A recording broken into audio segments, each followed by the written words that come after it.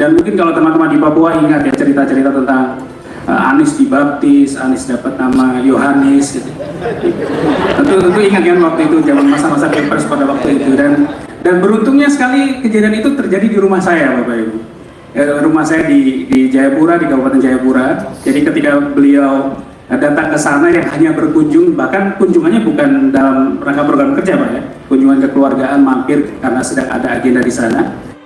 Tiba-tiba dapat framing Anies dibaptis, Anies menjadi Yohanes namanya, dan itu sama sekali hal-hal yang mungkin kita dengar tanpa kita, tadi Pak Anies juga sempat sampaikan, tanpa kita mencari tahu lebih dalam tentang fakta-fakta, menggali informasi yang lebih dalam, itu semua bisa terbantahkan, atau kalau kita punya kemauan untuk belajar juga hal seperti itu terbantahkan. Betul begitu Pak ya waktu itu?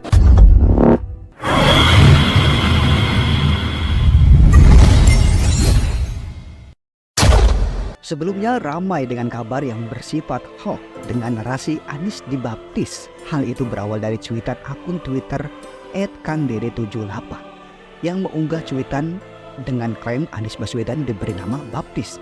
Cuitan tersebut juga melampirkan tangkapan layar dengan narasi Anies dapat nama baptis Yohanes dari gereja. Kabar mengenai prosesi baptis mantan calon gubernur DKI Jakarta tersebut sekaligus calon gubernur DKI Jakarta ramai diperbincangkan.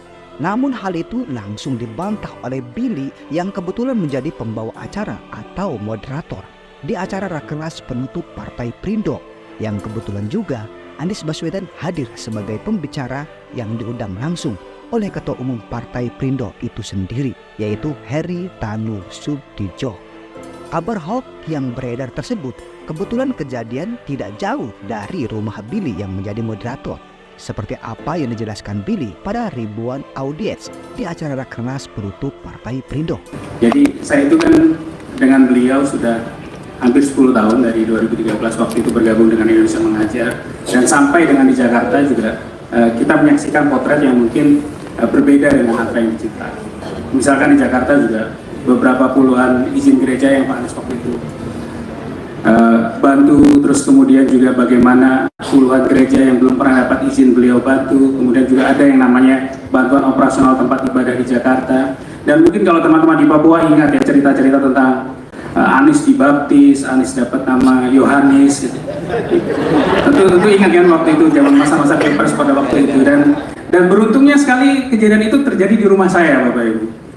Rumah saya di Jayapura, di Kabupaten Jayapura. Jadi ketika beliau datang ke sana yang hanya berkunjung, bahkan kunjungannya bukan dalam rangka program kerja Pak ya, kunjungan kekeluargaan, mampir karena sedang ada agenda di sana.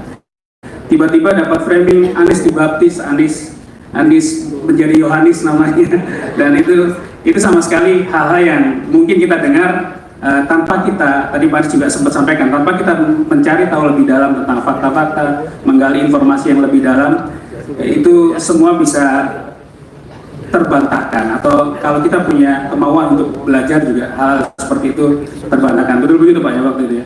Saya terus sedikit, ini sebenarnya kebetulan Billy ini moderator pengganti sebenarnya. Moderator pengganti. Saya mencerita, Billy ini adalah asisten pribadi saya selama 10 tahun lebih, sejak 2013. Terus sampai musim Pilpres kemarin, Billy. Jadi Billy juga ada seorang anggota Bapak guru pengajar muda yang kemudian dia bekerja di perusahaan di Kalimantan. Kami ada program pengajar muda mengirimkan sarjana-sarjana ke daerah-daerah yang terpencil. Nah, beliau salah satu orang yang mau ikut itu, ditempatkan di Kepulauan Tanimbar, Maluku Tenggara Barat, di atasnya Darwin, bertugas 1 tahun di sana. Lokasinya itu tidak ada sinyal telepon, tidak ada listrik, pulau kecil, semalam dari Ambon, lalu kemudian sampai Saumlaki. Dari Saumlaki berapa lama? 18 jam naik perahu lagi ke pulau lebih kecil lagi, sampai pulau lebih kecil lagi 4 jam pakai motor laut, 4 jam 6 jam. Jadi Bapak Ibu terbang ke London bolak-balik itu sudah sampai ke sana belum sampai. Tanggung jawabnya ini. Dia bertugas di sana, selesai bertugas 1 tahun, kemudian menjadi asisten saya, bekerja bersama kami. Nah, poinnya adalah beliau anak seorang penginjil di Papua. Ayahnya adalah seorang pendeta. Ayahnya seorang pendeta di Seruni. Karena itu setiap kali saya ke Papua, saya mampir ke rumahnya Billy. Ke rumah orang tuanya, karena orang tuanya juga kalau ke Jakarta mampir ke rumah saya. Nah pas mampir itu nggak tahu di framing macam-macam pula itu. Kenapa? Orang tuanya seorang pendeta yang rumahnya dibangun juga bersama dengan gereja. Karena itu rumahnya adalah juga tempat ibadah.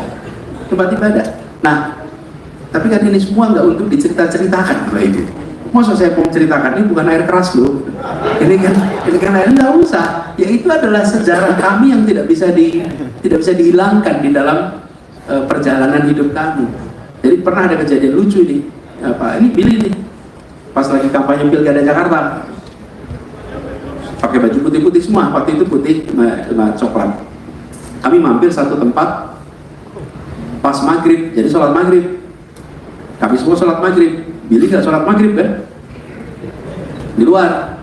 Sudah selesai acara, terus imamnya di situ mendatangi saya, Pak Anies, lain kali pastikan semua anak buahnya kalau sholat ikut sholat. Karena dia sendiri yang berada di luar. Jadi karena orang mengiranya pasti kalau timnya Pak Anies semuanya Islam. Tidak, tim kita macam-macam agamanya. Jadi ini semua adalah ya Indonesia ya begini. Betul ya Mas saya? Inilah warna yang sesungguhnya.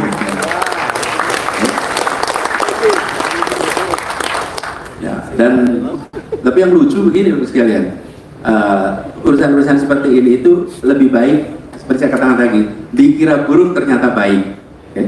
Daripada dikira baik dipuji-puji bermasalah kita. Betul nggak? Jelasinnya susah kita.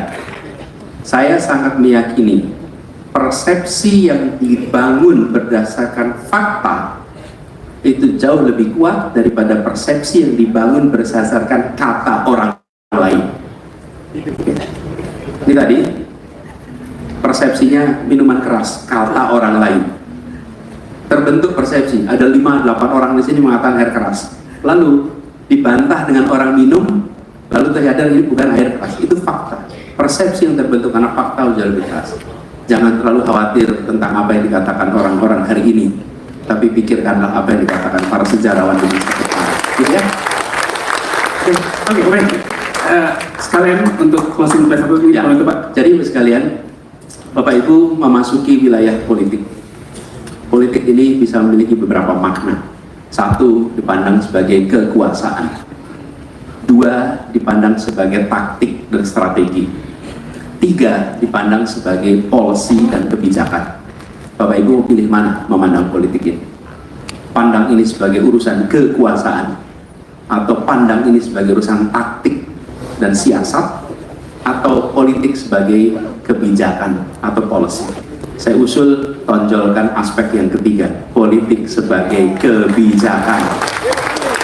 Politik sebagai usaha untuk melakukan perubahan lewat kekuasaan atau lewat otoritas, karena itu yang akan memiliki dampak untuk republik ini.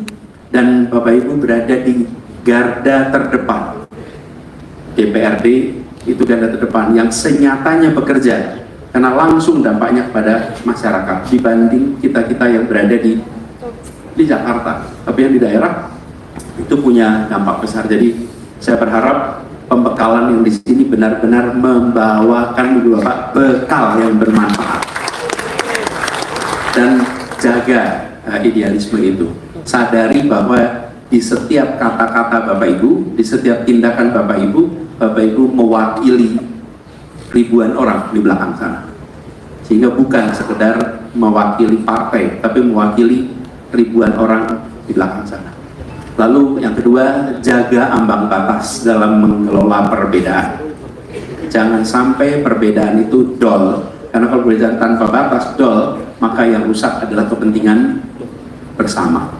Selamat bertugas, selamat menjadi wakil rakyat yang baik, selamat membawa dampak perubahan positif. Terima kasih, selamat siang, assalamualaikum. Sekali lagi tepuk tangan yang meriah untuk Bapak Anies Baswedan.